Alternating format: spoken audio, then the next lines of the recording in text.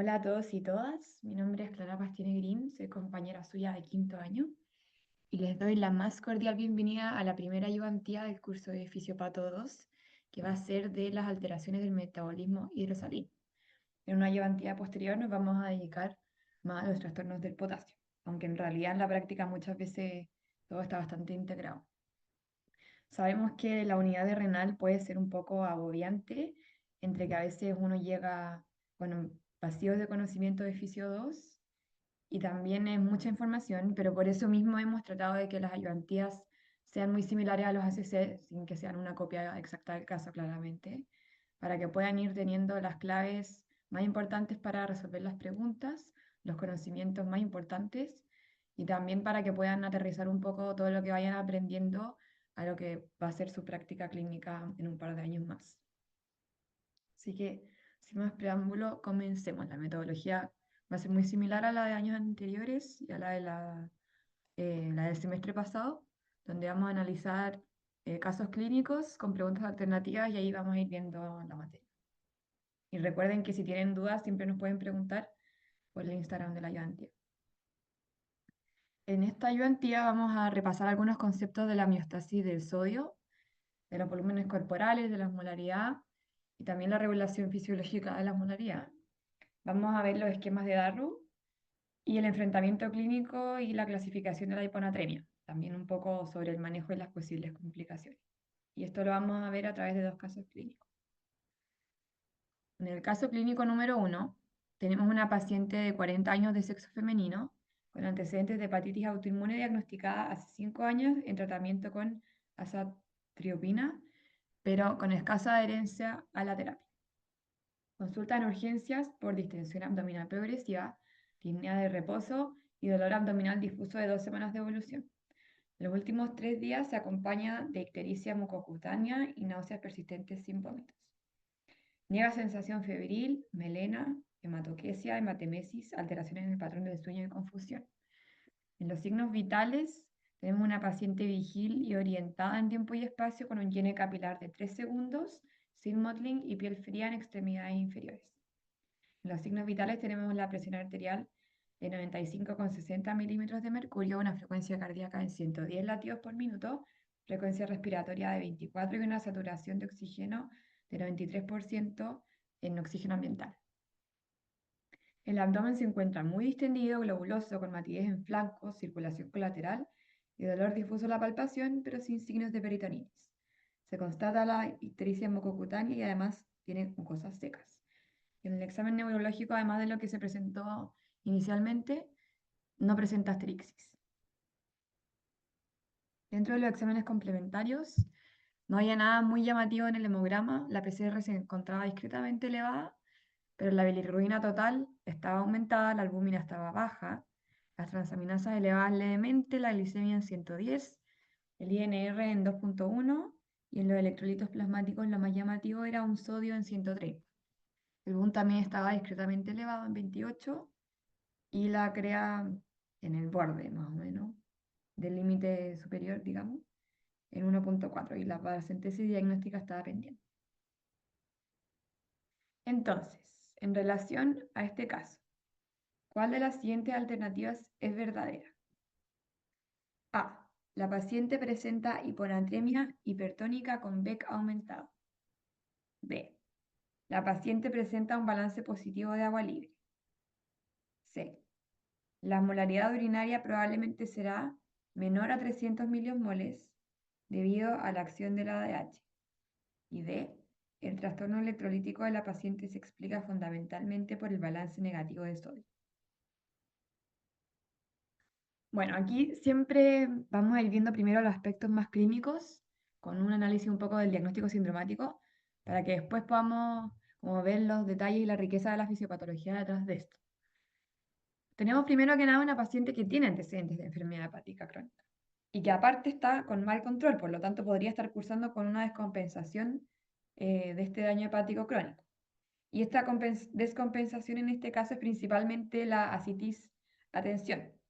Pero tenemos otras manifestaciones de una compensación de daño hepático crónico que podrían ser, por ejemplo, una hemorragia varicial o una encefalopatía hepática, y son cosas que hay que ir a buscar dirigidamente en la historia, y por eso estaban estos otros síntomas que podrían haber sido pertinentes a esas otras dos descompensaciones.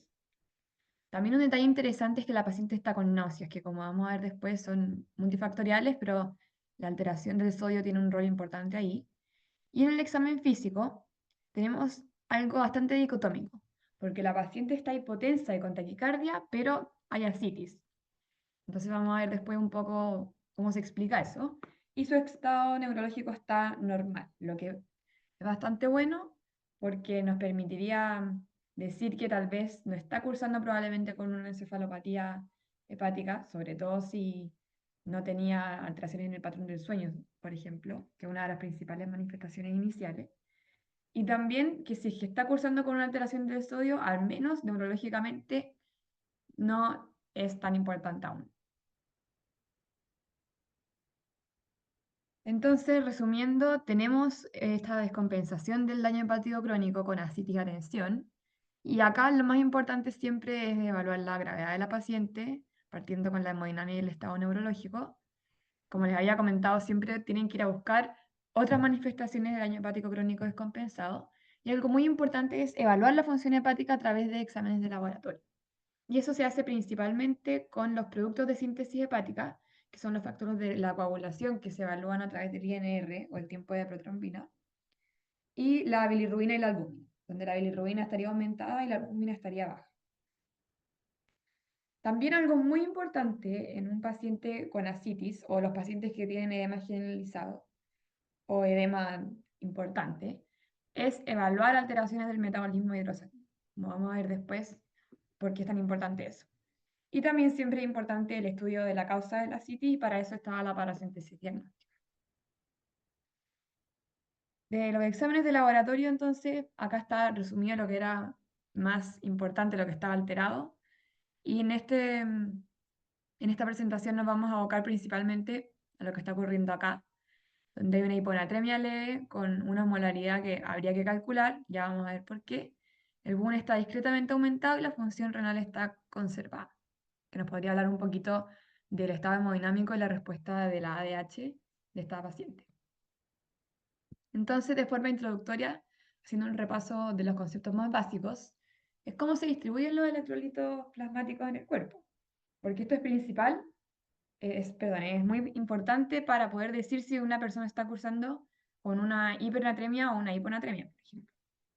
Tenemos que el sodio es el principal electrolito del extracelular, mientras que el potasio es el principal electrolito del intracelular. ¿Y por qué es esto? Algo que a uno muchas veces se le olvida. Pero esta distribución es constante gracias a la acción de la bomba sodio-potasio, que lo que hace es sacar 3 sodios al extracelular y entrar 2 moléculas de potasio. Y acá le dejé los valores normales de los electrolitos, faltó el cloro, después lo voy a poner, pero es más o menos entre 100, 90 y 100. Pero el sodio debería estar entre 135 y 145, y en este caso estaba en 130. Entonces, ¿cómo clasificamos la hiponatremia? Y una clasificación que sea útil en la práctica clínica. De repente ustedes van a ver que algunos motivos de consulta tienen un abordaje un poco más anatómico, pero la verdad es que los trastornos del sodio tienen un abordaje muy fisiopatológico. Lo mismo ocurre con el edema, por ejemplo, que es todo el algoritmo diagnóstico se basa en la fisiopatología. ¿Y por qué? Porque tiene una relación muy directa con lo que está ocurriendo clínicamente, que son cosas que podemos ver. Entonces, no sé si ustedes han jugado Adivina quién, donde uno va haciendo preguntas para ir como encontrando el personaje que le tocó. Y ahí lo importante es hacer preguntas clave que nos permitan como clasificar de forma rápida grandes grupos de personajes para poder ir acotando nuestro diagnóstico, por así decirlo. Y las dos preguntas clave que hay que hacer cuando nos enfrentamos a la hiponatremia es, en primer lugar, cómo está la osmolaridad, y en segundo lugar, cómo está el DEC. Porque en base a la osmolaridad, las hiponatremias se clasifican en isotónica, hipotónica e hipertónica. La verdad es que las isotónicas se ven muy poco porque son o alteraciones en la medición del laboratorio O, por ejemplo, cuando hay hipertrigliceridemia o aumento de la albúmina, donde esas moléculas son más pesadas y aumentan el volumen total del plasma y hacen una falsa dilución. Pero eso no es tan común, en verdad. Lo principal que ustedes van a ver en su práctica clínica es esto, lo que está al centro. Una hiponatremia con una disminución de la osmolaridad, que puede tener distintos estados de volumen extracelular, donde puede estar aumentado, y ahí vamos a tener todos los casos donde sea principalmente una hiponatremia con edema o ascitis. Entonces piensen siempre en insuficiencias cardíacas, daño hepático crónico, insuficiencia renal principalmente. Y por otro lado, algo que van a ver también con alta frecuencia son las hiponatremias con Beck disminuido. Y ahí van a estar todos los cuadros de las diuresis osmóticas, de las pérdidas extrarrenales como pueden ser la diarrea, la hemorragia, los vómitos, etc.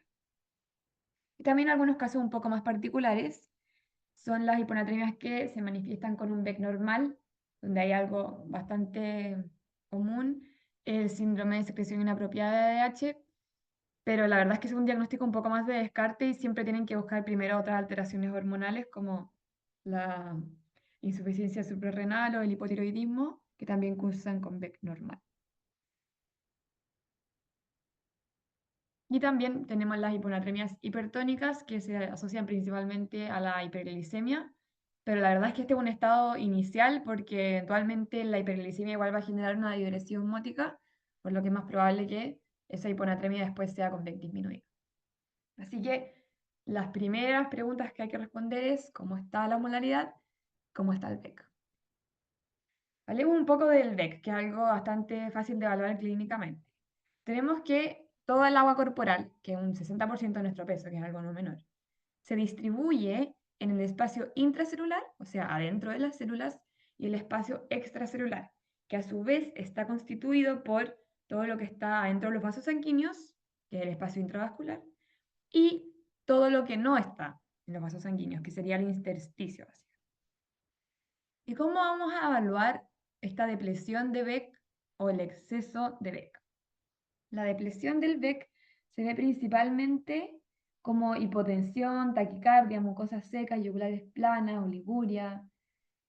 En cambio, el exceso de Beck se ve a través del edema, la ascitis o el derrame pleural. Y, si se acuerdan de Fisio 2, cuando hay una depresión de este volumen, se va a activar el sistema renina-angiotensina-aldosterona, también se puede activar la ADH si la pérdida de volumen es más significativa, va a estar activado nuestro sistema nervioso simpático y va a disminuir el péptido natriurético que en el fondo elimina el sodio. Y todo esto con la finalidad de reabsorber el sodio. ¿Y por qué es tan importante reabsorber el sodio? Lo vamos a ver después, porque es el principal componente en el fondo de nuestra bulimia. Detallando un poco más, en lo que es la respuesta fisiológica, el sistema nervioso simpático, ¿qué va a hacer? Principalmente activación del sistema adrenérgico, que a nivel del corazón va a aumentar el inotropismo y el cronotropismo por los receptores beta 1, lo que va a traducirse en un aumento del gasto cardíaco, y a nivel periférico va a generar un aumento de la resistencia vascular periférica con un efecto vasoconstrictor, lo que se puede traducir clínicamente en un llene capilar un poco más aumentado, o una piel en las extremidades distales un poco más fría. Y eso tiene la finalidad de querer aumentar la presión arterial. Por otro lado, ¿qué va a hacer el riñón? Va a actuar la angiotensina 2, que su principal función a nivel renal es aumentar la reabsorción de sodio mediante este intercambiador. Y también tiene un efecto vasoconstrictor. Entonces ahí estaría haciendo algo similar a lo que hace el sistema nervioso simpático. Y por otro lado, la aldosterona también va a favorecer la reabsorción del sodio, pero a nivel distal, en el túbulo colector, en el canal ENaC, donde hay un intercambio también con el potasio y los protones. Pero eso lo vamos a ver más cuando analicemos trastornos del potasio. Bueno, entonces volvamos un poco al Beck y metamos el concepto del VAI, que es el volumen arterial efectivo, que son cosas que muchas veces la gente confunde, pero son importantísimas de diferenciar. Lo que nosotros vamos a evaluar clínicamente fundamentalmente es el volumen extracelular. Y Eso está determinado por el contenido de sodio, no por la concentración de sodio. Súper importante ese detalle. Entonces una persona que tenga EMA puede tener perfectamente una hiponatremia. Por otro lado, es importante saber que esta volemia o volumen extracelular está principalmente ubicado a nivel del territorio venoso. El 70% de la volemia está ahí, no está en el territorio arterial. Y eso es un problema, porque en el fondo la sangre que va a perfundir los órganos, es decir, que viene de las arterias y llega a los capilares, tiene que estar en las arterias, no principalmente en las venas. Entonces, el concepto de volumen arterial efectivo, valga la redundancia, es el volumen que perfunde los órganos, que está efectivamente en las arterias y que va a pasar a los capilares. ¿Y por qué es importante esto? Porque el cuerpo no tiene sensores del VEC, solo tiene sensores de este volumen arterial efectivo, del volumen que está en las arterias. Y bueno, una persona que no tiene ningún problema a nivel del corazón o a nivel del hígado, por ejemplo, va a tener gran parte de la volemia en las venas, sí, pero también va a llegar la sangre a las arterias y no va a haber problema. Pero cuando hay insuficiencia cardíaca y hay una congestión retrógrada hacia atrás, y no hay una suficiente eyección de sangre hacia el territorio arterial y está más acumulado en las venas, o en el caso de la cirrosis hepática, por ejemplo, con hipertensión portal, donde también hay una congestión esplácnica y desde la vena porta hacia atrás hay como una dificultad para que la sangre vaya desde la vena cava inferior hacia el corazón, ahí la sangre va a estar muy acumulada en el territorio venoso, pero va a haber muy poca a nivel arterial. Entonces va a estar muy aumentada nuestra volemia porque va a haber mucha sangre y mucho territorio de volumen en las venas y nuestro volumen extracelular venoso, pero va a haber muy poco en las arterias y eso se va a sensar por el riñón, se va a activar el sistema renina-angiotensina-aldosterona, puede aumentar la reabsorción de sodio y eso va a ser un círculo vicioso, porque al aumentar el contenido de sodio, también va a aumentar la volemia claramente, pero va a seguir manteniéndose en las venas y voy a seguir con las arterias sin mucha sangre. Entonces solo se perpetúa el cuadro. Y eso eventualmente va a generar que va a ser tan poca el volumen de sangre en las arterias que el cuerpo va a pensar como que hay una hipotensión, pero en realidad está todo el volumen en las venas. Y va a activar, por ejemplo, también la ADH. Ya vamos a ver después qué rol tiene también para aumentar el volumen del cuerpo. Pero es importante entender que es súper distinto el concepto de Beck y de Bay, que el cuerpo tiene sensores del Bay, y que en algunos casos coexiste el edema con la hiponatremia por eso mismo, porque la compensación en el fondo solo empeora el cuadro y toda esa reabsorción de sodio, en vez de aumentar el contenido del volumen de las arterias, se queda en las venas. Entonces, ¿cuáles son los mecanismos de ascitis y de edema en cirrosis? Acá hay varias cosas que están pasando. Por un lado, la hipertensión portal genera un aumento de la presión hidrostática a todo lo que es la vasculatura digestiva. Y también hay una vasodilatación de esta vasculatura, y eso mediado por óxido nítrico. Entonces, todo eso va a aumentar la presión hidrostática y va a favorecer la salida de líquido hacia el intersticio a nivel de la cavidad peritoneal.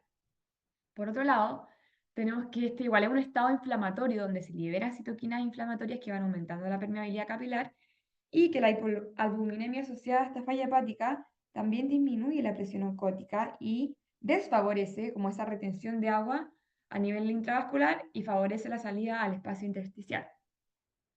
Entonces eso va generando más salida de agua a la cavidad peritoneal y por otro lado, esta reabsorción de sodio aumentada por el sistema de renina-angiotensina por esta falsa como sensada de la caída del, del VEC, que en realidad responde a una caída del VAE, pero un aumento del VEC va a empeorar este cuadro. Entonces lo importante a entender es que en una paciente que está con ascitis va a tener edema por todo esto, está aumentada la absorción de sodio, está aumentado el balance de sodio y un balance positivo de sodio, pero a nivel del territorio arterial no está este volumen. Por eso se presenta con hipotensión y por eso se presenta con taquicardia. Bueno, ahora hablemos de la otra patita de la evaluación de la hiponatremia, porque hemos hablado harto del volumen extracelular, del volumen arterial efectivo, pero la osmolaridad también es algo muy importante y sobre su regulación también hay que hablar. Bueno, ¿por qué es importante? Porque es una variable fisiológica que va a determinar el movimiento de agua entre el líquido extracelular y el líquido intracelular. Y su valor normal son 280 y 290 miliosmoles. Y esta es la fórmula para calcularla. Que les recomiendo que la tengan anotada por ahí o tengan alguna calculadora porque igual la van a usar en el internado. ¿Y qué ocurre con la regulación de la osmolaridad? Hay que asociar regulación de la osmolaridad a ADH. Regulación de sodio, sistema renina-angiotensina aldosterona. ¿Y cómo se regula la osmolaridad? Hay dos patitas de esta regulación. Por un lado está la regulación mediante la ingesta de agua y por otro lado mediante la secreción del ADH. Y algo muy importante a retener es que la osmolaridad es un parámetro que tiene una regulación muy fina y con cambios menores a 1% ya se activan estos mecanismos regulatorios. Y también que el umbral de la ADH es más bajo, por lo tanto primero se va a activar la secreción de ADH y después la ingesta de agua. Y acá tenemos entonces cómo la osmolaridad aumentada aumenta la ingesta de agua y eso posteriormente va a disminuir la molaridad.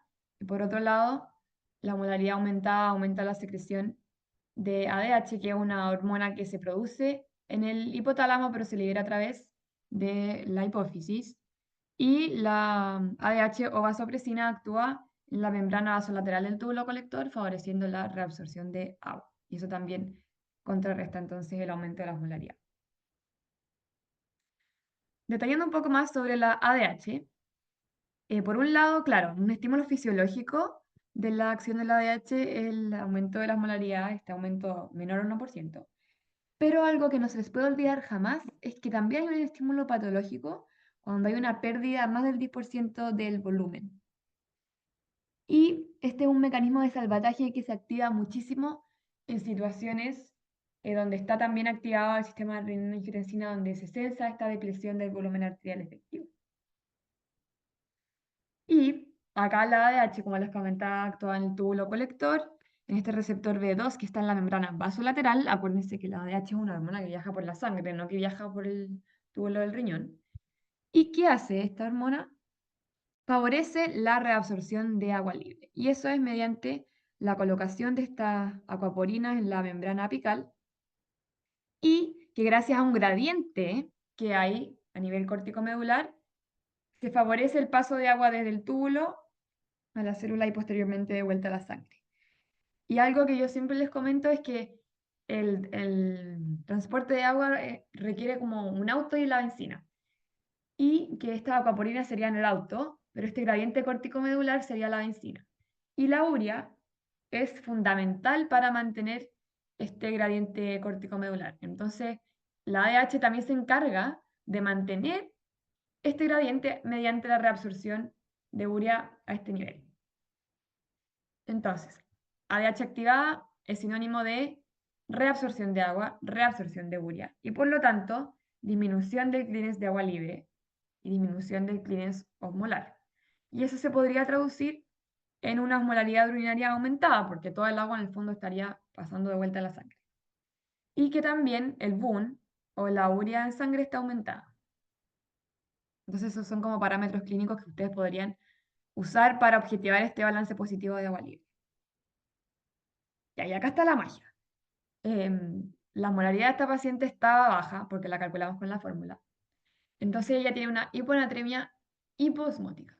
Pero como habíamos hablado de que también había un balance de sodio positivo por esta activación del sistema renina-angiotensina, ¿por qué la paciente tiene hiponatremia? Bueno, la verdad es que eso ocurre porque el aumento del ADH es mayor que el aumento del sistema de renina-angiotensina, por lo tanto, el balance positivo de agua eventualmente va a ser mayor que el balance positivo de sodio. Y eso va a generar que en el fondo, a pesar de que yo tengo más sodio, tengo un contenido aumentado de sodio que se traduce clínicamente en un volumen extracelular aumentado, a pesar de que el volumen arterial efectivo está disminuido. A pesar de que yo tengo mucho contenido de sodio, también tengo muchísimo contenido de agua adentro del plasma. Por lo tanto, me va a bajar la natremia, porque la natremia es un parámetro de concentración, mientras que la volemia es un parámetro que tiene que ver con el contenido de sodio. Como si ustedes pudieran contar la molécula independiente del agua que esté diluyendo. Ya, llegamos a el dolor de cabeza de todo lo que es trastornos de sodio. Y acá, un tip que les puedo dar es que siempre analicen esto en un contexto clínico. Porque de repente uno se topa en certámenes, como pauteando preguntas de años anteriores, de esquemas de edad reducir mucho contexto. Y eso puede ser confuso porque la verdad es que pueden haber muchas combinaciones de situaciones clínicas que lleven a un cierto esquema de Darrow. Y con esto me refiero a que pueden haber como combinaciones de distintos balances que se manifiesten de forma similar en un esquema de Darrow. Por lo tanto, siempre traten de analizarlo en contextos clínicos y supongo que en las pruebas de ustedes también todo lo que sea como un esquema de Darrow dibujado va a tener algún grado de contexto. Y algo que también es súper importante es que puede ser dinámico. Entonces, en un momento inicial del cuadro se ve de tal manera y después de que hay mecanismos de compensación o de que los mecanismos de compensación en el fondo son fútiles, hay otro esquema de Darrow. Así que también tengan en cuenta eso. Y que el esquema de Darrow en el fondo es una integración de los balances del sodio y del agua, donde en el eje X tenemos el volumen del líquido extracelular y el líquido intracelular, y acá en el eje Y tenemos todo lo que es la osmolaridad. Y un tip igual que les puedo dar es que para que haya cambio de volumen entre el líquido extracelular y el líquido intracelular, sí o sí tiene que haber una alteración de la osmolaridad. Por lo tanto, los cuadros que solo alteran el volumen del líquido extracelular, pero mantienen una isosmolaridad, por ejemplo, una pérdida isotónica, en el caso de una diarrea, por ejemplo, disminuiría el líquido extracelular, pero no cambia la osmolaridad. Entonces no hay cambios a nivel del líquido intracelular. Para que ingrese agua al líquido intracelular, necesariamente tiene que haber una disminución de la osmolaridad. Y al revés, para que salga agua del líquido intracelular, tiene que haber un aumento de la osmolaridad. Entonces ahí eso puede ser algo que los pueda ayudar como a analizar los movimientos entre el líquido intracelular y el líquido extracelular. Entonces acá tenemos una situación que, como les comentaba, es dinámica, porque al principio hay un balance positivo de sodio en respuesta a esta como sensada de disminución del volumen arterial efectivo. Y también hay un volumen de agua que se está ingresando, pero de forma isosmótica. Y eso es porque, en el fondo, cuando el sistema de renina-angiotensina se activa, no se reabsorbe el sodio solo, se reabsorbe de forma isotónica con el agua. Entonces, al principio solo aumenta el volumen extracelular, pero no hay cambios ni en la molaridad ni en el intracelular. Pero ¿qué ocurre después? Cuando tenemos esta acción sostenida del ADH, además del balance positivo de sodio, se suma un mayor balance positivo de agua, entonces va a disminuir la molaridad y eso va a hacer que ingrese agua al intracelular para equiparar en el fondo la osmolaridad plasmática con la osmolaridad del intracelular, que ese es como el fenómeno físico o químico que fundamenta el movimiento del agua. Porque si bajó la osmolaridad del plasma, que es el extracelular, claramente yo quiero que el intracelular esté igual. Y algo que también sería pertinente acotar es que este volumen extracelular no está distribuido de forma equitativa entre el intravascular y el extravascular, sino que está muy tirado para el intersticio, que ahí en el fondo también se alterarían las distribuciones como normales del volumen extracelular, que acuérdense que era intravascular y intersticio. Ya. Y por último, un detalle que tal vez no lo pasaron tanto en las clases, pero que les va a servir para su práctica clínica. ¿Por qué esta paciente tiene náuseas? La verdad es que la fisiopatología de náuseas también es súper útil para hacer el abordaje clínico. Y sin darles tanto detalle, para que sepan, hay una zona periférica que activa el centro del vómito que se encuentra aquí a nivel del piso del cuarto ventrículo, de una zona súper sensible a los cambios químicos. Y hay una zona más central, que es la que les comentaba que está muy cerca de este centro del vómito. Entonces, todo lo que altere, por ejemplo, el vaciamiento gástrico o, como la peristalsis normal, también puede producir náusea, vía más periférica. Y eso puede estar pasando por un lado en la citis, porque hay una distensión abdominal.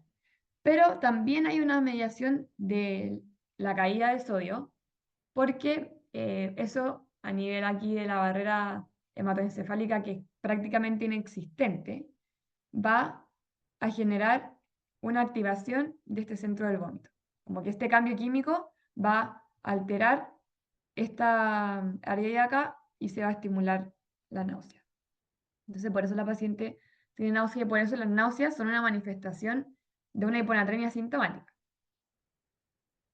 Entonces, de vuelta aquí a la clasificación, nuestra paciente estaría acá, porque teníamos una hiponatremia hipoosmolar o hipotónica, pero con Beck aumentado, donde tenemos un balance positivo de sodio, pero principalmente también habrá un balance positivo de agua libre. Así que si nos vamos a las alternativas, yo sé que nos dimos una vuelta un poco larga. La A no sería correcta porque si bien la paciente tiene una hiponatremia y si bien también está el Beck aumentado, es una hiponatremia hipotónica. La C tampoco sería correcta porque la osmolaridad urinaria probablemente no va a estar tan baja, que menos de 300 igual es bajo. Porque si bien está aumentada la ADH, eso haría que se absorba mucho el agua y que haya poca eliminación de agua libre, por lo tanto la orina debería estar más concentrada. Y por otro lado, la D nos hablaba de que el trastorno electrolítico está mediado principalmente por un balance negativo de sodio. Y la verdad es que los trastornos de la anatremia generalmente están vinculados más a los trastornos del balance de agua libre. Y en este caso, al revés, hay un balance positivo de sodio, ni siquiera un balance negativo, pero con un balance positivo de agua libre que es mayor, por eso hay una alteración de la concentración del sodio y de la osmolaridad. Bueno, siguiendo con la ayudantía, tenemos el caso clínico 2, que es de una estudiante de tercer año de medicina de sexo femenino, que en la fiesta del ombligo, tras consumir un vaso de piscola que le ofrecieron en la disco, comienza con diaforesis intensa, polidipsia y posteriormente con vómitos intensos. A las 1:45 am presenta compromiso de conciencia, por lo que sus compañeros la llevan rápidamente a la ambulancia donde se realizó evaluación primaria. Tenía la vía aérea permeable, una frecuencia respiratoria de 13 respiraciones por minuto, saturación de 96 sin dificultad respiratoria, un llene capilar menor a 3 segundos, una presión arterial normal, levemente taquicárdica con yugulares no palpables y sudorosa. Tenía apertura ocular al dolor, lenguaje incomprensible, emitía solo sonidos, no tenía respuesta motora y una midriasis reactiva bilateralmente, con un hemoglucotest normal y una temperatura de 38,5. Es trasladada rápidamente al hospital de complejidad más cercano. En los exámenes de laboratorio del ingreso tiene un sodio en 120, un potasio en 4,2 y un cloro en 92.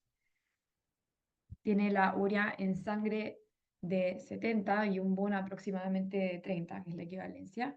Una creatinina normal, unas molaridades de 244 milimoles por kilo, una glicemia de 123, un pH normal, una molaridad urinaria de 500 y metanefrinas en orina positivas, perdón, metanfetaminas en orina positivas, con un electrocardiograma normal y un TAC de cerebro sin contraste que estaba pendiente.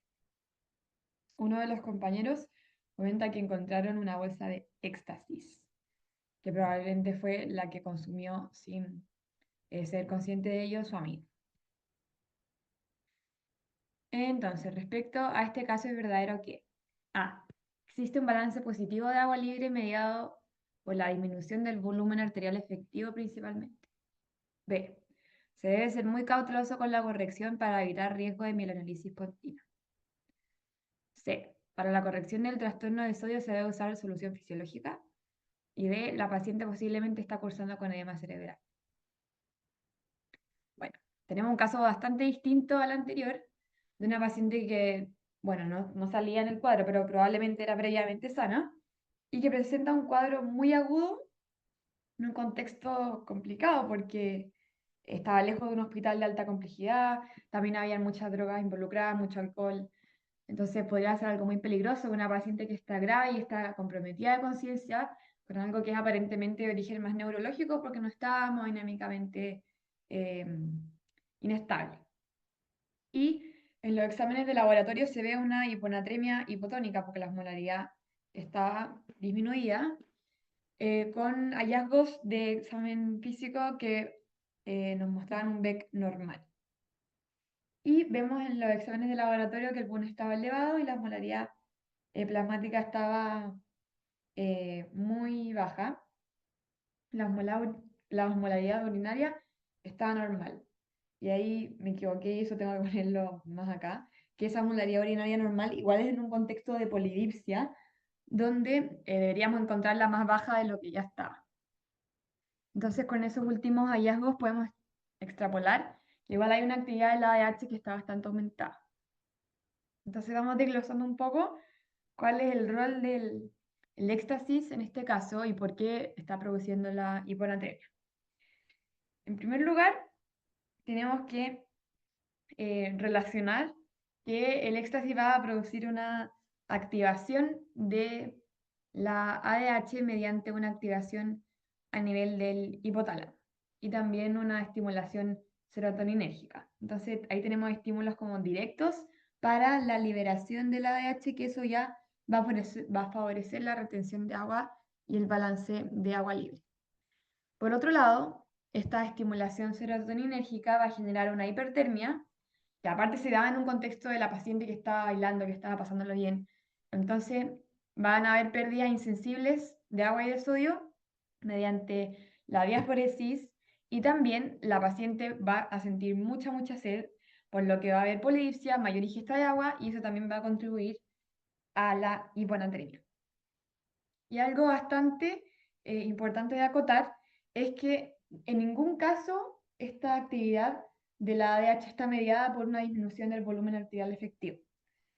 Al revés, como que siempre va a haber un estímulo para que se retenga agua libre y eso va a aumentar más el volumen arterial efectivo que a disminuirlo. Entonces aquí el estímulo principal para que haya un balance positivo de agua libre es la estimulación directa desde el hipotálamo y también la estimulación serotoninérgica eh, que hacen las drogas propiamente tales.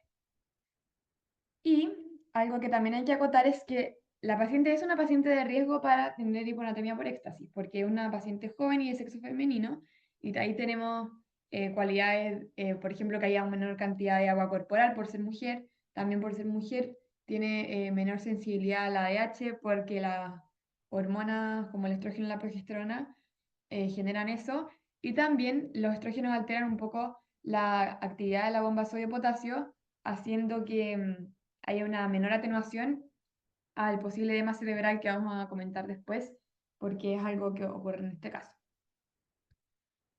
Entonces, veamos el esquema de Darrow. Acá principalmente hay un balance de agua libre, como habíamos visto, que es positivo por esta activación inadecuada de la ADH en un contexto donde además la paciente está ingiriendo mucha agua. Entonces ahí igual hay dos mecanismos, no solo como mediante la acción hormonal, sino que también mediante la ingesta de agua. Pero eventualmente eso que lograba expandir un poco el volumen extracelular, que es algo que claramente no se alcanzó a censar porque en el examen físico tenía un volumen extracelular normal, va a hacer que el riñón entre en un estado de natriuresis. Por lo tanto, cuando la encontraron ya probablemente estaban echados a andar estos mecanismos que normalizaban el volumen extracelular. Pero algo que sí va a pasar es que el volumen intracelular sí va a estar afectado, porque cuando cae la osmolaridad plasmática, lo que va a tender a pasar es que la osmolaridad intracelular se va a equiparar y para eso tiene que entrar agua del extracelular al intracelular. Por eso el esquema de Darrow tiene en el fondo este trazado punteado aumentado hacia acá. Y la osmolaridad urinaria, en este caso estaba levemente baja, y nosotros tal vez esperaríamos encontrarla mucho más concentrada, porque hay un balance positivo de agua libre y se está reteniendo todo el agua más en el plasma. Pero recordemos que la paciente igual está en un contexto de polidipsia, está ingiriendo mucha agua, por lo que el riñón igual está manejando volúmenes inmensos de agua, y eso va a tender a contrarrestar un poco eh, esta osmolaridad urinaria aumentada que hubiéramos esperado encontrar, ¿ya? Pero no porque haya una osmolaridad urinaria levemente baja y no una osmolaridad urinaria concentrada, podemos decir que la ADH no está actuando y que no hay un balance positivo de agua libre, porque en el fondo es que ahí se ve un poco manchado por la poliuria. Pero entonces acá tenemos otro ejemplo donde hay un dinamismo aquí de nuestro esquema de dar. Ya, y lo más importante de este cuadro es por qué la llevaron tan rápido al servicio de urgencia de un hospital de alta complejidad y qué tenían que ver las pupilas, porque era un hallazgo bastante importante a nivel del examen físico y también el compromiso de conciencia de la paciente, porque en las películas uno ve que le andan revisando las pupilas a todo el mundo, pero en verdad lo van a ver en quinto que en estricto rigor, como para que yo sospeche una hipertensión endocraniana o un edema cerebral por las pupilas, el paciente tiene que estar comprometido de conciencia, así que es un examen inútil para hacer en un paciente que está despierto. Pero en este caso, la paciente estaba comprometida de conciencia y cuando le revisaron las pupilas, vieron que tenía midriasis, pero cuando se ponía la luz, que en el fondo activa este reflejo fotomotor, las pupilas estaban reactivas. ¿Y eso qué significa? Que está un poco alterado el tono simpático que se regula a nivel del tronco encefálico de la respuesta ocular. Y eso haría que cuando hay poca luz, hay una midriasis, porque en el fondo la miosis que está a cargo del parasimpático no se hace muy bien, pero cuando hay un estímulo lumínico muy intenso, ahí sí se activa la, la miosis. Entonces, un daño parcial. Pero si la pupila estuviera midriática y estuviera fija, ya no hablaría de un daño de las fibras parasimpáticas del nervio oculomotor de forma más severa. ¿Y por qué se dañan estas fibras parasimpáticas? Porque si nos devolvemos acá, aquí hay una entrada de agua intracelular y eso también ocurre a nivel cerebral. Y eso se traduce en que se van hinchando las células del cerebro y el cráneo es una cavidad que no es expandible. Entonces, eventualmente, este edema va a empezar a comprimir estructuras que son muy importantes para algunas funciones vitales, y eso es lo que está pasando un poco acá con el tronco cerebral. Entonces, cuando hay daño pupilar, podemos extrapolar que se están comprimiendo aquí las fibras del nervio oculomotor, que son las parasimpáticas, son las fibras que van más por la periferia. Y cuando ya está completamente echado a perder el oculomotor, la respuesta pupilar es una midriasis fija. ¿Y por qué es importante corregir este edema cerebral? Porque el edema cerebral mata. ¿Y por qué? La hipertensión endocraniana, que en el fondo es esta elevación de la presión intracraniana por el edema cerebral, va a disminuir la presión de perfusión cerebral. Esto no sé si se lo han enseñado, pero la presión de perfusión cerebral se calcula mediante la diferencia entre la presión arterial media y la presión intracraniana, porque como lo han visto probablemente en cardio, todo en el cuerpo que sea flujo de sangre funciona en base a diferencias de presión. Entonces, para que la sangre fluya desde el corazón hacia el cerebro, tiene que haber una diferencia eh, más o menos de 70 milímetros de mercurio entre la presión arterial media y la presión intracraniana, que es más o menos como de 10 milímetros de mercurio. Entonces, cuando aumenta demasiado la presión intracraniana, se va disminuyendo esta diferencia y va a disminuir la presión de perfusión cerebral. Por lo tanto, van a haber estructuras del cerebro que no van a recibir sangre, va a haber isquemia y eso va a generar muerte celular. Pero por otro lado, esta herniación, que va a ser como el edema que va a tratar de escurrirse por la estructura donde pueda caber, puede comprimir directamente el centro respiratorio a nivel del tronco encefálico y eso también puede hacer que la paciente caiga en un paro cardiorrespiratorio. Por eso, el edema cerebral en una hiponatremia aguda es algo crítico, es algo que hay que corregir rápido sin sobrecorregir. Eso es lo que vamos a ver ahora. ¿Cómo se corrige?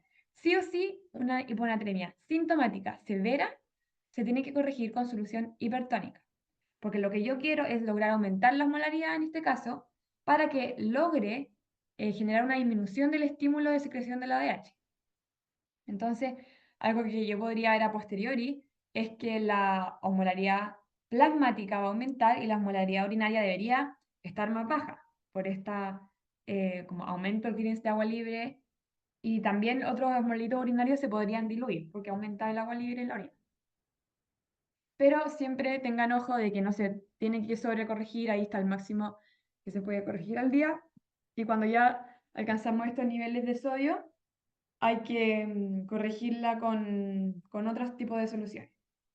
Y una acotación acá es que una hiponatremia que es severa y que es aguda no se puede corregir con solución fisiológica, sobre todo si tiene el BEC normal, porque la solución fisiológica en el fondo no va a lograr aumentar tanto la osmolaridad para suprimir el estímulo del ADH y solo va a lograr expandir el BEC, y eso va a hacer que haya menos estímulo del sistema de renina-angiotensina para absorber sodio. Por lo tanto, voy a empeorar el cuadro porque voy a disminuir la retención de sodio y voy a seguir teniendo aumentada la retención de agua. Entonces tengo que usar una solución que sea lo suficientemente como concentrada para que se cambie harto la osmolaridad plasmática y eso logre suprimir el estímulo del ADH. Y también algo que siempre hay que tener en cuenta son los factores de riesgo de mielonelisis pontina, que lo vamos a ver en la siguiente diapo, que son principalmente la hiponatremia crónica severa y la hipocalemia o el daño hepático crónico, porque en este caso del daño hepático hay también hiponatremia crónica y también una alteración de los oligodendrocitos que están en el puente, y eso los hace como más vulnerables a una corrección muy rápida de sodio. Ya, ¿y qué es la mielonelisis pontina? Cuando hay un cuadro que es más crónico de hiponatremia, y crónico no estamos hablando de 3 meses como en otras oportunidades, sino que solo 48 horas, hay una adaptación cerebral para que no ocurra el edema, ¿ya? Porque el edema cerebral tiende a ocurrir cuando es muy aguda y muy brusca la hiponatremia. Pero cuando es un poco más crónica, lo que está pasando es que para que no aumente el líquido intracelular, hay un flujo de iones orgánicos a este plasma cerebral para que disminuya, perdón, para que aumente la osmolaridad del plasma cerebral y disminuya el ingreso de agua al intracelular. Entonces ahí como que se contrarresta un poco esta disminución de la osmolaridad a nivel del cerebro. Pero si yo corrijo la anatremia muy rápido, voy a aumentar mucho esta osmolaridad plasmática cerebral, y eso va a hacer que haya una salida brusca de agua del intracelular al extracelular, y eso va a ir dañando la mielina de las neuronas del puente encefálico, que tiene una serie de manifestaciones que no vamos a alcanzar a detallar ahora, pero que la dijeron en su clase, y eso tiene un muy mal pronóstico. Por lo tanto, si bien hay que corregir el sodio, hay metas bastante precisas y siempre hay que tener ojo a estos pacientes que tengan cuadros crónicos. Si ustedes no saben el tiempo de evolución, siempre asuman que es crónica. Y si tienen además el antecedente que tiene daño hepático crónico, o trasplante hepático, está desnutrido o tiene consumo de alcohol crónico, también habría que tener más ojo por el riesgo de mielonelisis pontina. Entonces, para terminar, vamos a ver cuáles eran las correctas. La A era incorrecta porque si bien sí existe un balance positivo de agua libre, este no está mediado principalmente por una disminución del volumen arterial efectivo, sino que por la liberación hipotalámica de ADH y también por la polidipsia asociada al cuadro. Tampoco hay mucho riesgo de mielonelisis pontina en este caso, y si bien hay que ser cauteloso con la corrección, igual si estamos ante un edema cerebral hay que ser eh, un poquito agresivos y que baje la anatremia para disminuir el riesgo de hipertensión intracraniana. Y acá ella no tenía factores de riesgo porque era una hiponatremia más aguda, y tampoco decía si era una paciente que consumía alcohol de forma crónica o tenía daño hepático crónico, así que no habría por qué pensar en eso. Y como les comentaba acá, la corrección sí o sí tiene que ser con una solución hipertónica y no con suero fisiológico, porque el suero fisiológico empeoraría el cuadro. Y lo más importante es que la paciente sí estaba cursando con edema cerebral, lo que podíamos ver a través de este compromiso de conciencia y esta midriasis reactiva, y eso es lo que le daba la mayor gravedad al cuadro. Que hayan manifestaciones neurológicas nos hablan de un cuadro bastante severo de hiponatremia.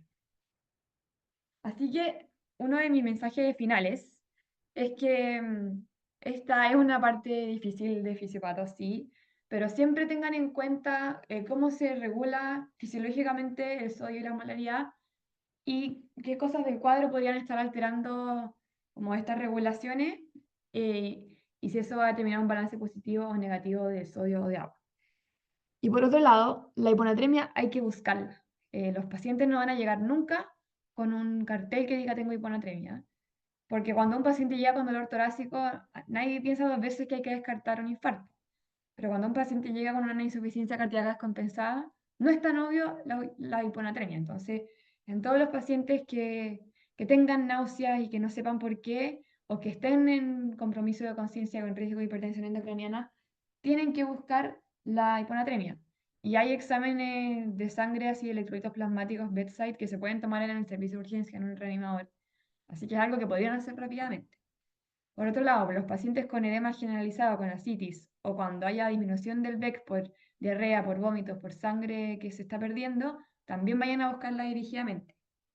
Y cuando tengan un BEC normal, pero aparezca la hiponatremia como un hallazgo tal vez medio incidental, siempre descarten el síndrome de secreción inapropiada de ADH, hagan una evaluación de los niveles de cortisol y hormona tiroidea y también vayan a buscar la etiología neoplásica y los fármacos también. A mí nunca se me olvidaron una paciente que tenía hiponatremia severa, con BEC normal, tenía el cortisol y los niveles tiroideos normales y finalmente tenía un cáncer de ovario y terminó falleciendo porque ya era de muy mal pronóstico. Así que vayan a buscarlo, sean detectives y cualquier duda que tengan pueden preguntarnos por el Instagram o también pueden preguntarle a sus profesores por el foro de curso. Espero que les haya servido, que sea útil para poder responder su análisis de caso clínico y muchas gracias por su atención.